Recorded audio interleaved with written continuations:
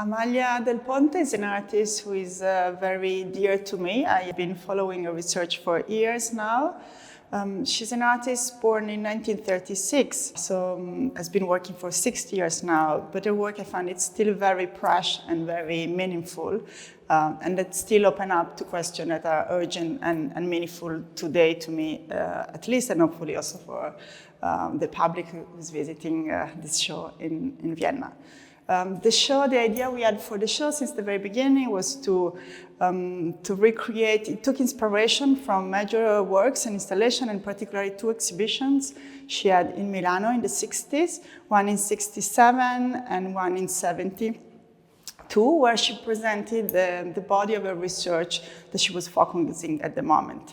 And it was really particularly about light, and the idea of perception, and really the concept of an object or a sculpture, but really an objecthood could be.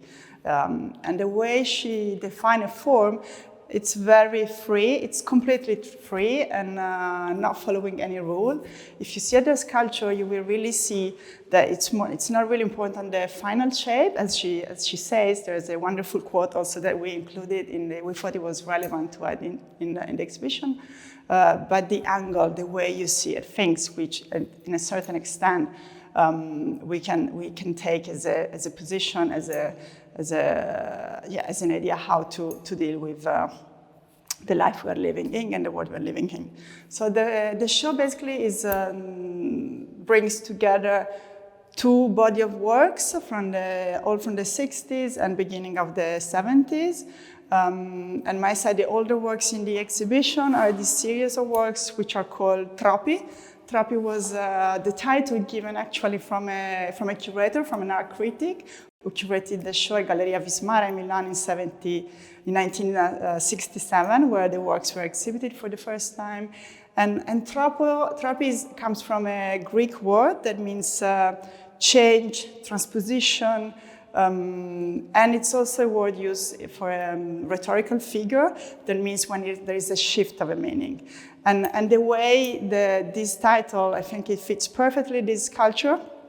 They're rather tiny, and there's several, and the titles is always just given from a number. So there's this idea of a sequence of something that grows.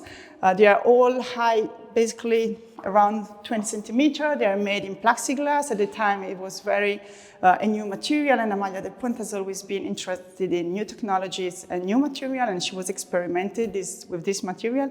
And she was attracted and interested with this material because it refracts and works together with light to allow a very dynamic view. So each of the sculpture is defined by specific angles, the way she cuts the sculpture, and sometimes she adds some engravements, some hole. The majority has 3 angles, but some have 4. Sometimes there's also, as in this one untitled, which is from 65, an insertion of another material, which is paper. And the idea is that they always change depending on the surrounding light, the surrounding environment, and how the body of whoever is seeing move and change. So there's this idea of a virtual space, or a space which is porous, dynamic, and it's kind of a continuous metamorphosis, which I found very, very interesting and intriguing. It says there's not a straight point of view to see things, but they can change and move.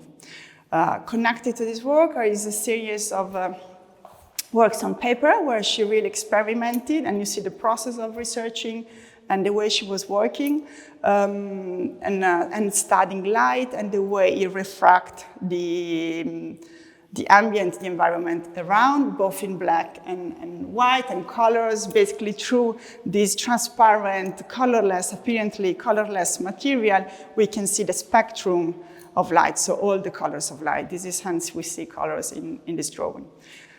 Following this experimentation in Plexiglass, at the late 60s and beginning of the 70s, we are here in around 1970, she started adding other material to Plexiglass and also changing scale. So Tropism, for instance, is a work where she was putting together this apparently very distant material, so plexiglass, which is light, porous, transparent, and then concrete, which is a very heavy and also rough material. And similarly, in this work that gives actually we choose to give the title to the entire show.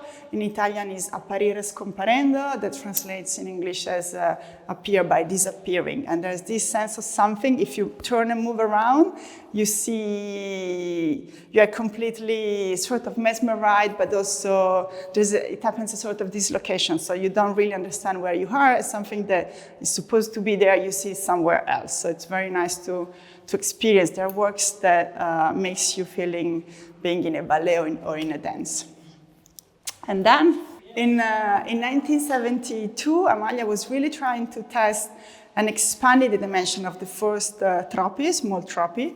That they all also come as an addition, because at that time she was reading Walter Benjamin, and to her was really important this idea of art for everybody, and art that was accessible, hence the idea of making them as an addition.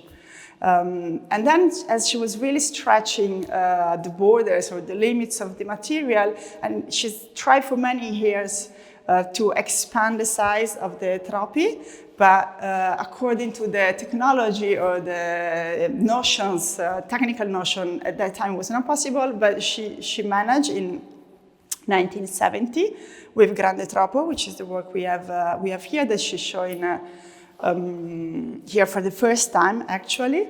And it reaches the dimension, it's about 190 centimeter high, and reaches the dimension of a human body. And it's really beautiful to turn around and see how really the space around changes. And then finally, we wanted to include in the show a very important moment of the research of Amalia, where all these other works kind of, and researchers and thinking she's been thinking for years came together. It was not possible to really bring here the installation. There was an environment of about 36 square meters that she presented at the Biennale in São Paulo Biennial in 1973. Because it was like a very big installation, and it got dismantled, destroyed at the end of the exhibition. But we brought in the studies for the installation, and also a picture of the inside. Basically, it was a room to enter, an environment. It had two axes. It was very white inside. It was a cube. All white inside with very strong light. All the angles were curved, so it was meant really not to touch, or not possible really to touch or access the walls. So people inside got also kind of lose the parameters. At the center, there were two grande tropi, so very similar to those we have here. And on the four walls, there were four objects, and each of them was kind of representing a different way of perceiving space. There was a postcard that was representing the representation of a space, a phone number, so the imagination of a space, a cast of a hand. There was the tactile space, and two eyes in marble. There was the action of view. And entering that space, the visitors would position nearby one of the four objects, and through that position would look through the grandi tropi, the two plexiglass sculpture at the center, and they would lose completely their perception, which was really a way to get a feeling of losing this idea of centrality, and rather than embrace the world around us.